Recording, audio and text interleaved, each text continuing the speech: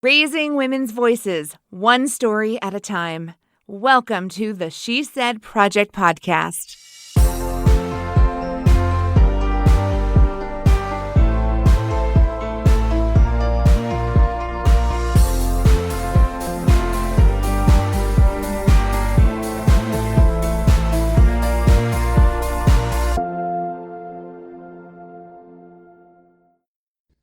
What's up? What's up? Welcome, friends, to the She Said Project podcast. I am one of your hosts, Jenette and Kerry, National Director of all the things that she said.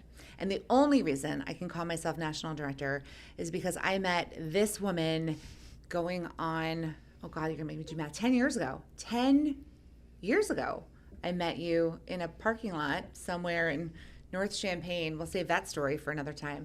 But Kerry, do you remember meeting me? I'm not sure if you do. I do. I remember it well because I don't know if meeting each other was really the right. Really? How do you remember Yeah, I that felt day? a little accosted. And I have to say that I did do a little research to see, like, is this a crazy lady? Is she for real? Is she an angel? Like, who sent her here? But it really was a match made in heaven. But full disclosure, I did have to sort of Google stalk you to vet you. Well, I think that's what you do for all the ladies that you meet. I mean, you created a world where you welcome women into the fold and you find out what their stories are. So there's a little internet research that goes on and still does to this day. There is. And really, like, I joke about it, but the bottom line for me, like, are you nice? You know, are you somebody who builds up community? Are you someone who builds up other women? You know, or are you, if I go looking and I see that, like, you're somebody who doesn't do those things, then it might be a good idea to move on. But really, are they nice? And I don't mean nice and like the fakey kind of nice, but like, are they really, truly, genuinely kind builders of community, whatever that looks like? I am pretty darn grateful that I passed your test 10 years ago and that you let me come and join you guys on this journey. I joined you in year 3 for That's What She Said 2015 in Champaign-Urbana, which was just a phenomenal group of women, a phenomenal experience. But you were so right. Like, when we are casting a new show, we're looking for women in the community. I look for women I want to spend time with. Mm-hmm. Like, it is a 3 to 4 month journey where they are uncovering their stories and getting ready for their show. And I think "Are you nice?" is the perfect number one question on the interview. Are you nice? So I think we're pretty lucky today because this young lady who we're going to introduce to our guests in just a moment was in the Champaign show about a year ago. And I remember brainstorming that show with you. And, you know, we get referred, you know, women all the time. Women are doing some cool stuff. But you had your eye on our guest today. Do you remember? I do, but you're making me sound creepy. Well, honey, if the shoe fits, I'm just saying. It's true. It's true. I'll lace it up and wear it. But often I talk about the show and the sisterhood afterward, and I'll say, like, oh, you're driving down, you know, a busy street, Prospect in our town, and you pass somebody and you just have that sort of soft feeling in your heart. And this person, I happen to drive by their house every day. Again, sounds creepy, but it's just my way to work. It really sounds terrible as I'm saying it out loud. But I either walk or bike by or I pass her on the street, and I always have that feeling of, like, I'm so happy this person is in our community because it's somebody who is building up other people in our community and really shining a light on people and our community as a whole. You know, that I feel very, very happy and grateful that they're in this community. Well, if you're joining us on the podcast today, you already know that our guest today is Emily Harrington. And so we're going to take a quick break and bring her on in just a moment.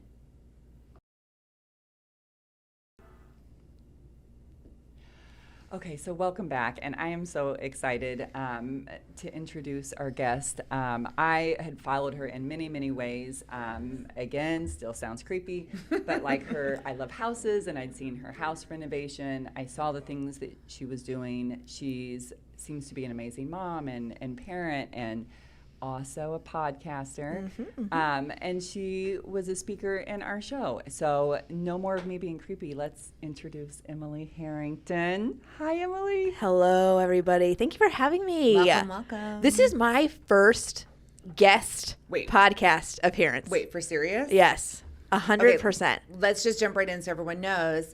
Emily, you've been hosting your own podcast in the Champaign-Urbana community for how long now? 170 weeks. Wow. Yeah. Okay. Consecutive.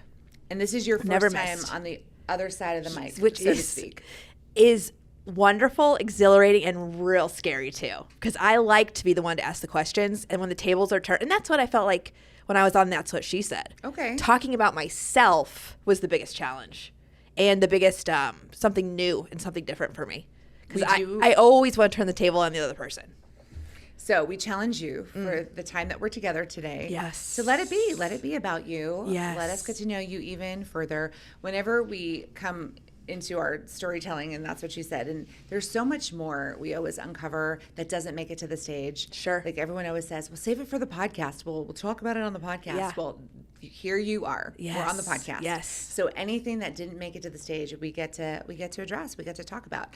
I do want to point out that Kerry and I were both guests on your podcast. That's right. That's right. So let's talk about. Give us the name. Sure. The origin story, where people can find it. Let's just go right there. So the podcast is called Hyperlocal CU, where townies and transplants can share their stories of triumphs and tears and wins and losses in the most relatable, transparent, authentic way possible. And that's really the goal. So people come on and they happy stories, sad stories, but they all kind of come together, tie together in a positive way in the end. So they're not all doom and gloom. There's a lot of positivity woven in each story.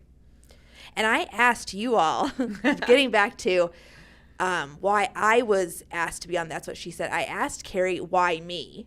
And you said, this is interesting. I mean, automatically you said, I'm not looking for a diva. I want the opposite of a diva. And you really echoed that with how you describe the women you want to join. Mm-hmm. And I understand that as being a host, people come towards you, get pushed to you, and you have to kind of pick and choose who you think is going to best represent what you're trying to get out. And I think you guys do that so well each and every year. Thank you very much. I'm always impressed. It's very intentional. I mean, we won't lie. The casts aren't accidents that happen. Where we have a lot of brainstorming sessions, a lot of research, internet research. Yeah, we'll go with that. Because we really do want the cast to be an intentional group that's going to get along, have a good time, complement each other in so many different ways. And we always look for the stories that we haven't yet shared. You know, the voices that we haven't lifted up yet. And I think your personality of always wanting to be the one asking the questions, it's sort of like when I ask people and they say, no, I'm just fill in the blank. Yeah. You know, Why me? Why me? You just sort of convey that you're always trying to lift others up. And so that was really attractive to me. Like, I want to know, like, what's her story? She's always asking about everyone else's story and how are you, and always so complimentary to everyone else. I really wanted to know, like, what about you? Like, what's the deal behind the curtain of... And I think, honestly, that's why I said yes, is because I kind of brainstormed or workshopped with people in my tight circle about doing it. And they said, how can you ask everyone else to share their stories and you not be transparent and tell the audience who you are? So that's really you. And that is why I said yes to That's What She Said. And it turned out to be one of the best experiences of my life, really. That means a lot. Truly, truly, truly. I appreciate hearing that. And I can't wait for our audience to learn more about what that means to you. So Kerry, when you shared, you know, how you found Emily, what I want to point out, besides the whole creepy stalker vibe, is that you live in the same neighborhood, right? This is a woman who isn't just a name, you know, someone sent to you. Like you said, you drive by her house, you see her walking her kids in the strollers, you know, that, like, this is neighborhood women, this is connection, this is bonding. Like, that gives me the sense of, like, that's the type of woman we want, the women you're gonna meet walking down the street. I almost feel like I'm gonna sing a Sesame Street song, but that's the feel, right? Like, the whole idea of That's What She Said, looking like a living room, you're inviting your friends in, we're sitting around, it's comfortable, but we're getting to know each other. And the best way to get to know each other is through sharing stories. And, you know, we have hundreds of women in our lives that we know the bare minimum. We know the surface story. We know the job, the husband, the lover, the kid. We know the stories that you share, like at networking events and stuff.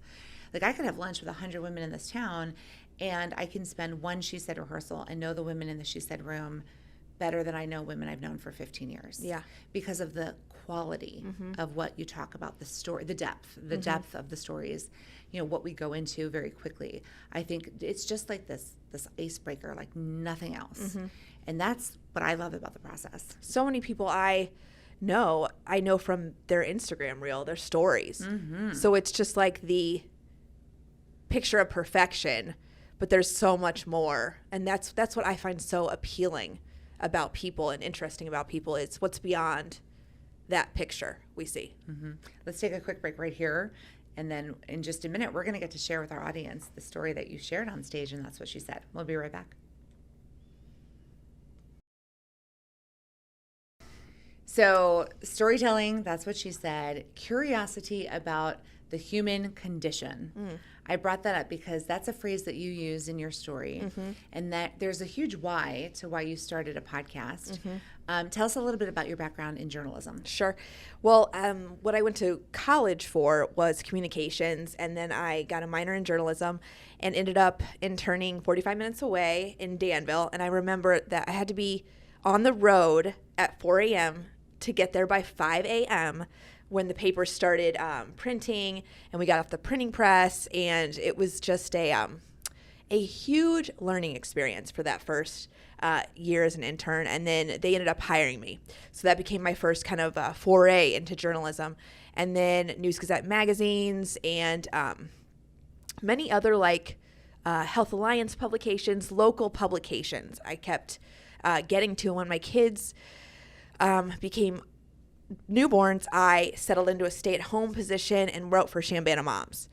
Oh, okay. So for our guests who are not from this area, Champaign Moms is a local website, website community, online community that is dedicated to informing local moms about, you know, everything they need to know about raising kids in this community. So what an amazing resource. So for 9 years I did that. 9 years. You were a writer for... It's $15. Yeah, $15 an article. And some of the articles would take me... I would take the kids to every park in Champaign, look at every statue in Champaign, every new restaurant, every opening. I was taking my kids with me and writing it up and taking pictures and just informing the community. I really loved it, but it was just about keeping my brain switched on to what I had gone to school for. Mom at heart, but I had to keep my creative brain running, or I knew I was going to go crazy, which taps into what I talked about on That's What She Said, the OCD, and just finding something that quiets that, revs up the creativity, keeps me sane. It's that simple. So the podcast was kind of a next natural step. Yeah, I'm hearing all these seeds that got planted along the way that have blossomed into what you get to do today. Right. So before we go any further, let's Sure. share with our friends the full story, right? Which includes the origin story of the podcast, but so much more.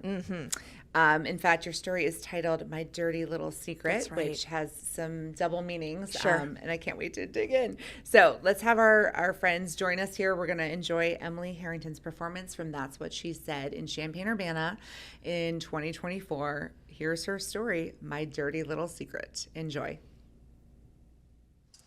My first big girl job was interning at a small town newspaper about 45 minutes away. Now, like any good college student studying journalism, cigarettes and Diet Mountain Dew fueled that 4 a.m. drive. At 5 a.m., we got right to work on typesetting the paper. That summer, my job was to pull articles from the Associated Press and piece them together like a puzzle, leaving a specific amount of space for my headlines to be added. I sized and manipulated the words so they covered that block of white space perfectly. As we finished that morning's paper and sent it to print, I would often be the gopher to go down to the dark, dank depths of that ancient building and grab the first run off the press. Then each person on the floor of the newsroom would once over the piece and initial the final okay for the press to run that day's news. Off it would go to every customer's front porch, hundreds, thousands of copies, The good old days before news was consumed via app. You could physically hold the world's problems in your hand. Before my shift ended that day, I could see the other side of the newsroom, the side I really wanted to be on. The cool kids, the journalists, start to trill. Then I heard my nemesis, my mentor, my stern and smart, tough love boss lady start apologizing to an unhappy customer over the phone. Some lazy paperboy must have overslept. Wait, the chief beelined for my desk. It's not the paperboy. Me? My only personal goal for that internship was to get experience on my resume and to avoid eye contact or any contact with my behemoth of a boss. She waved the red line headline in front of my face like a bullfighter. Mississippi's literacy program shows improvement. Wait, what? What is the problem? Mississippi's literacy program shows improvement. M-I-S-S-I-P-P-I.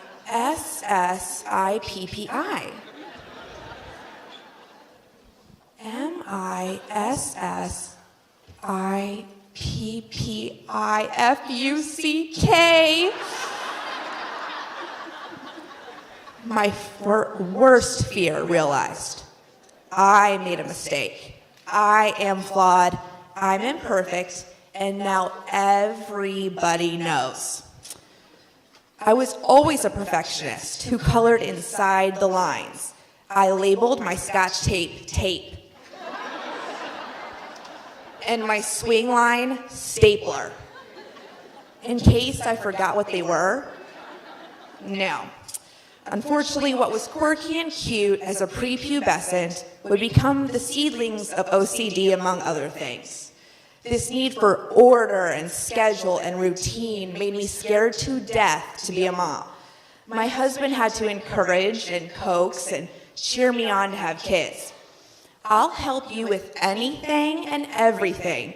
I want to have a baby. Thoughts? He wrote this on the back of a plane ticket when returning home for vacation. 3 months later, I unceremoniously told my husband I was pregnant in the parking lot of a Chinese restaurant. He was ecstatic. I was literally and figuratively sick to my stomach. For the next 9 months, I would feed my baby a mixture of nervous energy and ice cream, pizza, and fear. Now, most moms can't wait to hold their bundle of joy. I, however, would have held on for a few more months or years even. Alas, he was born right on time. And for the first time in a long time, maybe ever, I was not thinking of myself. I was out of my hamster wheel brain and focused on this beautiful boy. My problems were solved. I fulfilled my maternity leave, went back to my marketing job for 4 of the longest weeks of my life, and then decided to leave the 8-to-5 office life for full-time mommyhood. Instantly, my anxieties twisted and morphed and regressed to that little girl who labeled her office supplies. Now, I didn't have to tap the doorknob 10 times before I could open it, and I could still shake a stranger's hand without fearing germs. It was more insidious than that, more practical. I cleaned and made lists and spent every waking moment craving and creating order in a situation where control and orders were anomalies. We all know babies don't sleep. They get sick, they throw up, they poop and pee on everything. And as my anxiety cooled, my obsessive compulsive disorder heated up. I would breastfeed and write and rewrite and edit pages and pages of lists containing virtually nothing of importance or worth. Mind-numbing minutia. I would will my son to sleep so I could back to tasks. Productivity. Do, Emily. Go, Emily. Jog in place, Emily. Cleaning the baseboards around our house inch by inch on my hands and knees. Detailing the toilet with a toothbrush and bleach. Removing the floor vents and vacuuming them if I caught dust, going in them when the sun came through the blinds just right. Dim lights and sunglasses helped filter out what I didn't want to see. If I caught a glimpse of the imperfect, I would have to stop what I was doing, disengage from my baby, and clean it, act on it. Fingerprints on sliding doors or chipped paint would be enough to put me in a tailspin of cleaning, re-cleaning, cleaning, walking away, thinking about what I could have done better, then during the cleaning regimen, then going back, doing the process slightly different, all over again, until my disorder was satisfied and quieted. And sometimes my baby cried in the background. What am I doing? I hate myself. I went through garbage bags full of paper towels in a day. I used so many Clorox wipes that my fingers became cracked and raw. Even so, I added one more baby on my mommy resume. My patience thin, my wheels spun, my blood pressure high, but my surroundings were surgically immaculate. My home became both a prison and a sanctuary for me to hide. I don't want to keep feeding this monster. Clean the invisible. I want to get better. My husband white knuckles a steering wheel while waiting in the car for me to finish wiping the garage floor clean from rain. We are going to be late again. What appears to be beautiful order from the outside is actually a sterile bubble I have created that only gives my family unrealistic expectations of the real world. My oldest son tells his piano teacher that her bathroom is dirty, while my youngest doesn't want his shoes to touch mud, so he tiptoes around. After so many years of all work and no play, I break. I called the doctor. I am trying here. It's hard to articulate your debilitating issue when it has been downgraded to a common term used when straightening up the playroom on a quiet Sunday afternoon. And as time flies, my kids entered school and some freedom started to come back. I started to reflect on what I wanted. What was I good at? What did I love to do before pieces of me were given to raising these little babies into little men? Could I live the next decade PTAing, cooking, cleaning, gardening, organizing, and be okay with that? Obsessing and perfecting? Would that fulfill me enough to be happy, or do I need more? When I stripped this internal dialogue down, I realized that I loved asking questions, interviewing, curiosity of the human condition, and the Hyperlocals podcast was born. It's my third baby and another distraction to quiet the disorder.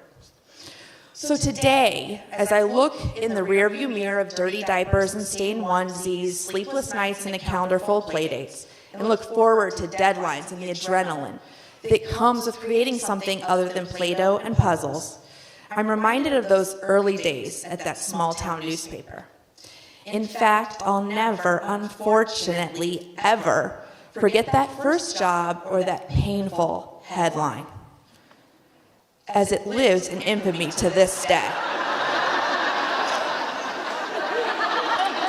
See, a few months after the incident, late nights Jay Leno would hold up. Yeah, I know. A piece of cardstock with my headline expertly affixed to it in his popular headline segment. The headline would also be forwarded to millions in the body of emails with the subject line, "Dumbest headlines ever." Thanks for listening to my dirty little secret tonight, now not so dirty and not so secret. And I will never, ever misspell Mississippi again. Who's with me? MISSISSIPPI.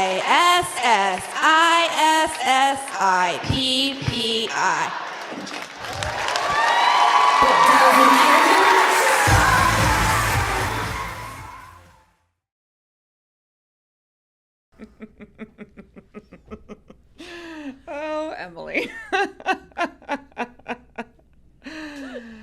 Okay. So, like, we all have these moments, right, that we'd prefer not to remember. Mm-hmm. But you were so brave. You took a moment from your past that not your proudest, and you put it out there. I'm so proud of you. Thank you. I'm so proud of you for sharing, because I mean, that took courage. I will give you that. That took extreme courage. But how amazing when you get to, first of all, air your dirty laundry and be celebrated for it. You know, we all have those mistakes in our lives. We do. Sure. Now, not all of ours were on national TV, thanks to a late night talk show host. But kudos to you, girl. Thank you. I raise a pen. I raise a glass to you. Thank you. We found the humor. Oh, sure, absolutely. In the depths of serious and hurt and tears and pain. Yeah. We tried to bring some levity to it. I mean, that moment in itself wasn't easy. That was a hard one for you to remember and digest and share. But that was also one piece of the larger pie of all of these things that make up who you are. For sure. And it's interesting because when we first met and we sat down with all the women from the cast of that year, we all kind of read a draft. That was the homework, was bring a draft. That's right. And I think mine was like 15 pages. And I mean, it just went on for, it was a small book. And I just kept reading and reading and reading. And then with your help, Jenette, we honed it and scaled it back to really still a pretty lengthy piece as far as this format goes. But you sat in my driveway. I don't know if you remember this. I had a towel. I had a towel on my head because I just washed my hair in pajamas, dark, maybe after 9, after one of Jenette's 300 things she did that day, and she pulled in my driveway and we rehearsed. In the front seat of my car. Yes. Yeah. She came out of the house, climbed in the car because we couldn't find any other time to meet. We tried. No. And I was like, okay, I'm just going to come over. The kids were in bed, I hope. Yeah. And you're like, okay, I just got out of the shower. She came out with towel. We sat in the front seat of my car. I remember that conversation vividly. Yes. And this was just a few days before the big show. And we were just trying to tweak a line. So we were struggling with with a part of it, the story. Yeah. And we just practiced and practiced. And this is where your background is so beneficial to this, is your dramatic background, because you really do think like an actress, in my opinion, and put that spin on the performances where I do not click in that way, where finding that punch. But I'm going to share because I remember, and I think this is helpful for anyone who wants to go into storytelling. So we were working on the line when you read the newspaper, when your editor brought it over to you and said, look at this. And you looked at it and you spelled it out loud, MISSIPPI. And you were literally like, what? So? Yes. And then you read it again. And it was that progression from reading it to the realization. And I loved how you spelled out the word that we're not allowed to say on stage or on our podcast. We found a loophole. It was so good. See? It's true. She found the loophole. It's so true. People have tried through the years. People have tried, and you found it. You found the loophole. But I remember us breaking down that section because it wasn't so much the words coming out of your mouth. It was what was the subtext behind them. Sure. And that's what we did. We broke down every time you say those words or spelled out the word, what is really going on inside your head. And that's what we used to color the delivery of that line. Right. And I absolutely love that exercise with you. And I want you to know that was a huge learning opportunity for me too. And I've used that for other storytellers. Interesting. Because, I mean, as an actor, as a trained actor, we absolutely talk about subtext and talk about what are you really saying? The words coming out of your mouth aren't necessarily what you're trying to communicate.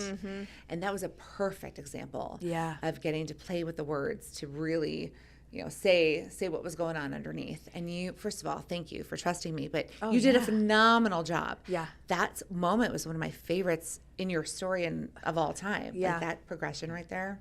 Every one of her takeaway highlights that you killed every single one. And I think a lot of it is due to your personality of wanting to do things well. And the amount of times, I can't even imagine how many times you edited and practiced and rehearsed, because you take those kinds of things, you take everything very seriously.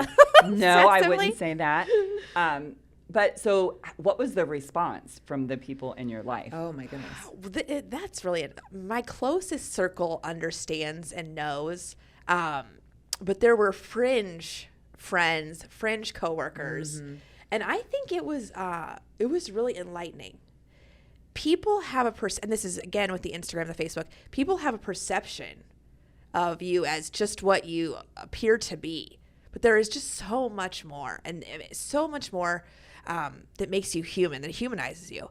And I think it was surprising for a lot of people, because I, just like Kerry and I were talking in the break, I try to hide my crazy. I really, really, really do.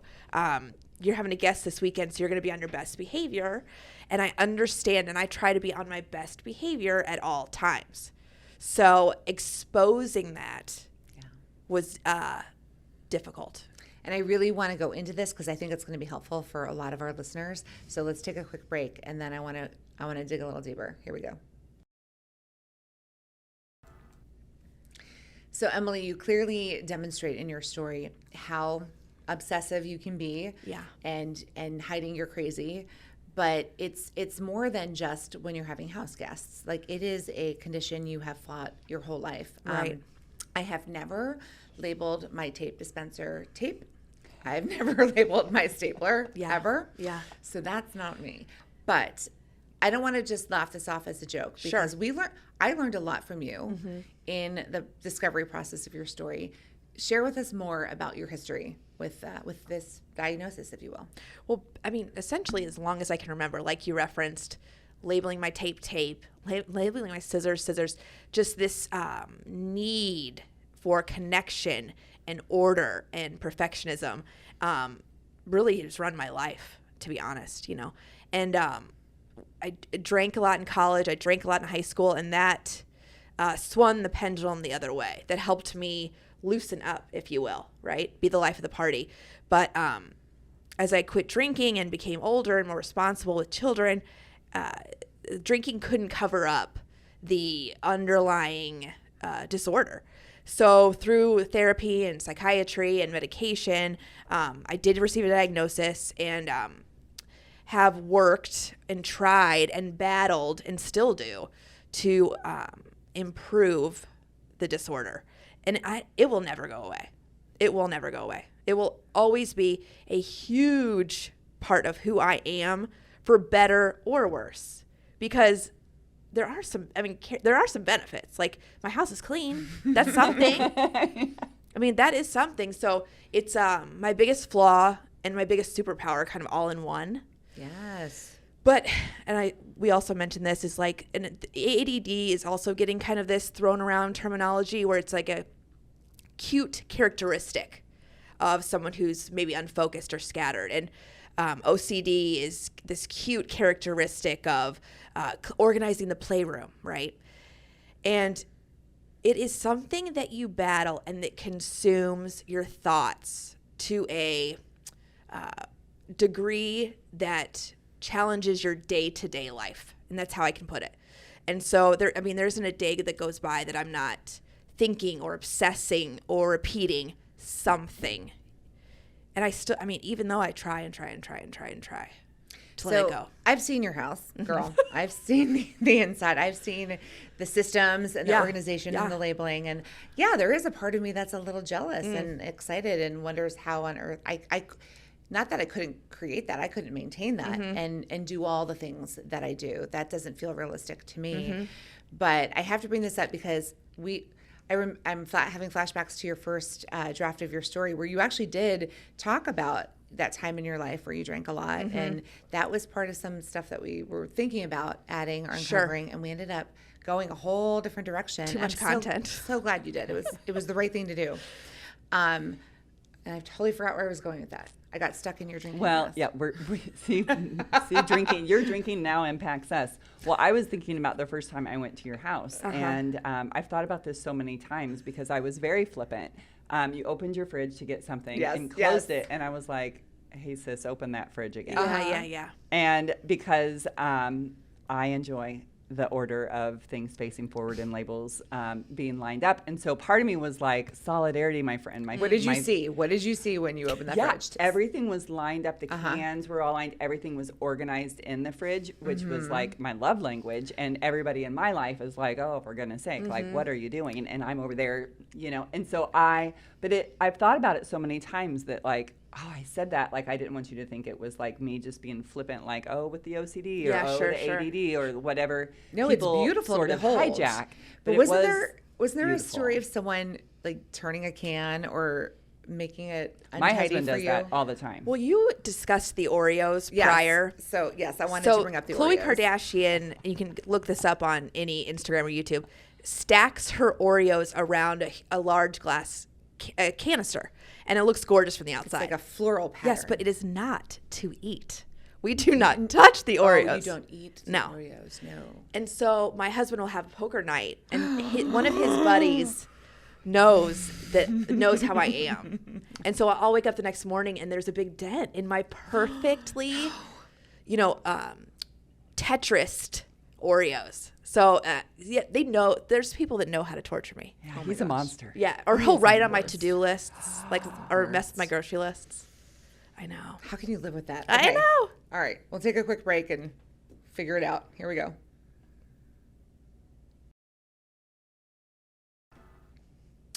So, Jenette, we kind of right before break discussed how you envy or talked about how difficult it would be to Admire. maintain. Let's go with the word admire, Yes, okay? yes. It's not negative word. Okay. So admire the cleanliness, the order, the processes, and that you would find that difficult to maintain. And on the opposite side is I admire someone who can relax on a Saturday, can put their feet up, can wear their shoes inside the house, can let the toothpaste completely run out without having to get two backups. Like, I'm pitting Oh out my just God. listening to this Carrie's list. literally I'm like, stop sweating over saying here. it. Why are you saying these terrible things? so someone with a little more chill, I admire on the opposite side of that spectrum. I had a sister-in-law. I mean, she just rolled through life with such ease, and I just really, yeah. So the goal is to be in the middle, I guess, somewhere on that spectrum. I love having a clean house, but there is a point where you see the shoes on the floor, hold it, relax, and you have to let it go. Yeah. Because the amount of the energy it would take to stop and put those shoes, I've got other things to do. Sure. I got to get out the door. I got other things to do. I do have to let it go. And it's not like I love it, but yes, I can let it go and reprioritize. Yeah. Absolutely. Now, that doesn't mean that we don't have our toothpaste and our body wash and our deodorant on auto ship. So there's always like 42 of everything in our closet. You'd be very proud. But that's more my husband than me, actually. Well, so speaking of husbands, Yeah. Let's do it. Let's talk about it. Let's go there. let's get down and dirty. Well, so he is obviously your biggest cheerleader and gives you a lot of support. How did he handle when you were addressing and trying to find that middle place? It's interesting because my therapist, a psychiatrist, one of the number one questions they ask is, what is your husband? Does he think you're improving? Does he see this disorder worsening? So they know that that's going to be the closest, most biggest mirror to me. And he has accepted and appreciates the positive attributes of it. But one of my toxic traits is I'm chronically late. And that is what takes him to the edge. Oh, you mentioned that in the story about him waiting in the car. Your I'm husband and cleaning the kids garage waiting in the floor. car, yeah. And the kids and Andrew are waiting in the car.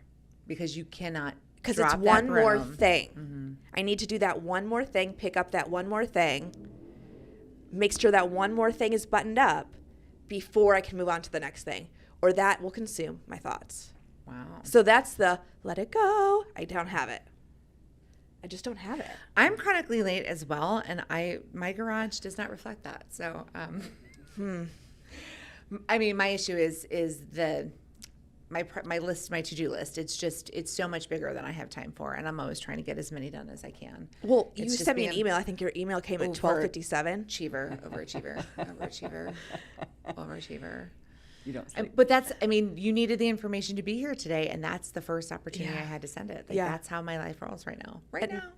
That's that's a big reason why I did the podcast, because I needed something occupying that side of my brain to take up a little space. I would agree. That is why I can let it go, because there are other things that are more important. Yeah. And if you don't create those opportunities, you're right. Yeah. All that energy is going to go to the one thing that The dark side. But does it bring you joy, or is it just stress?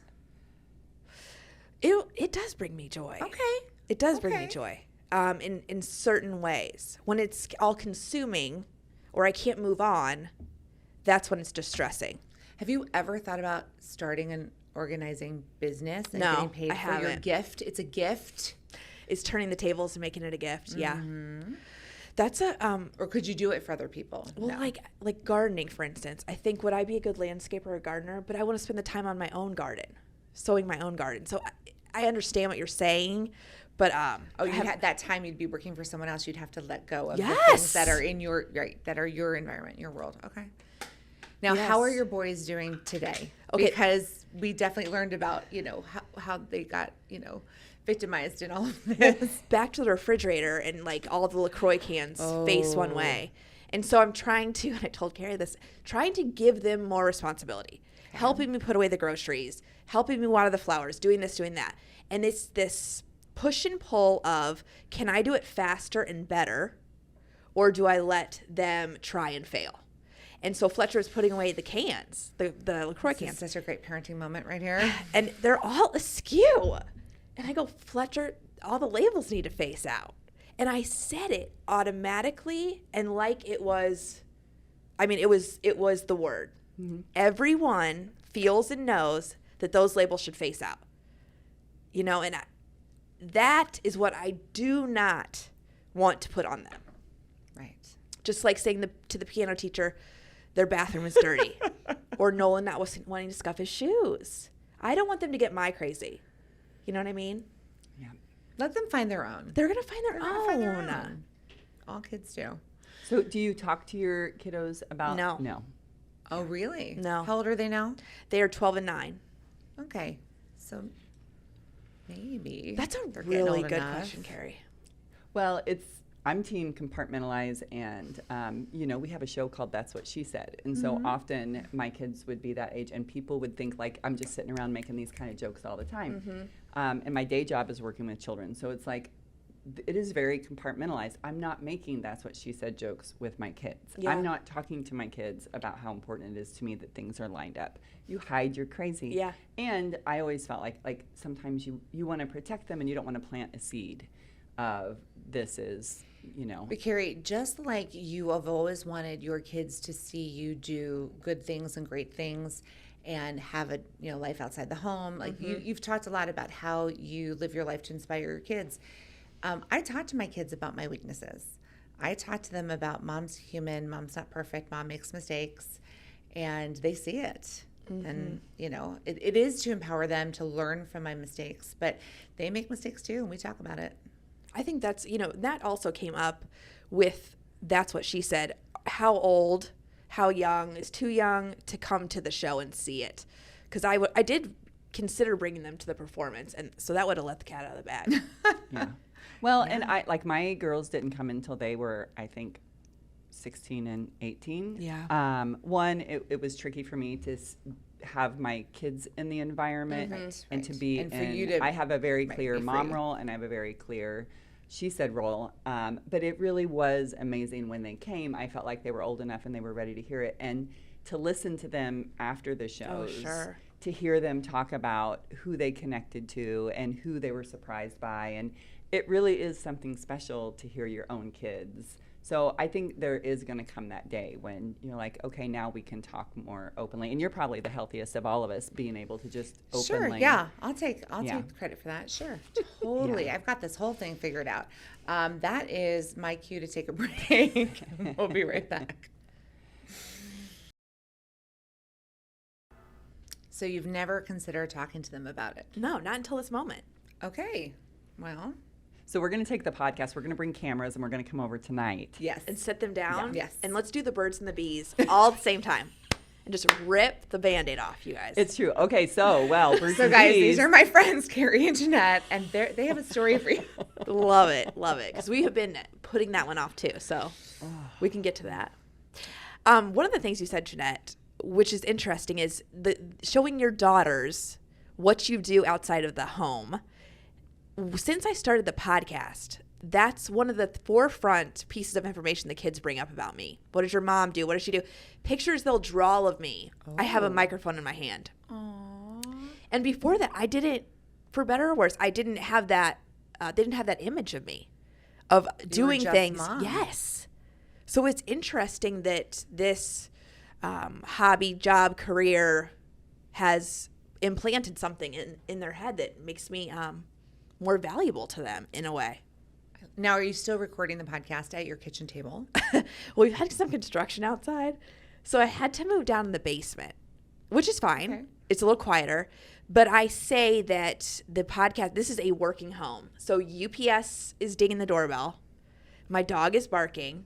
My kids might interrupt. It's just You'll see Carrie out the window yeah, looking you see at Carrie, my landscaping. Carrie will drive by. Yes. So I have to roll with the punches. It's a real life scenario for sure. That's what I think is part of what makes it so great. Yeah. Is you always feel like real, and you always feel like you're just sitting around the table. You're just in my Talking. kitchen. Mhm. Yeah. I hope that's, if nothing else, I guess that's what I want to come across in the podcast. What are some of your goals for the future of the podcast? Someone asked me this recently, if you, like, what's your dream? Yeah. I think, I'm a big believer in yeah, and pie in the when sky, I big first dreams. met you, that's what, at the coffee shop, that was one of the things, what do you want this to be? What do you want this to do? I want many things, but I think if I had a huge overall goal, it would be Spotify would buy the podcast for Okay. big money. Okay, like Joe Rogan style. Okay, Mm-hmm. but I still get to pick and choose all the content and how it's produced.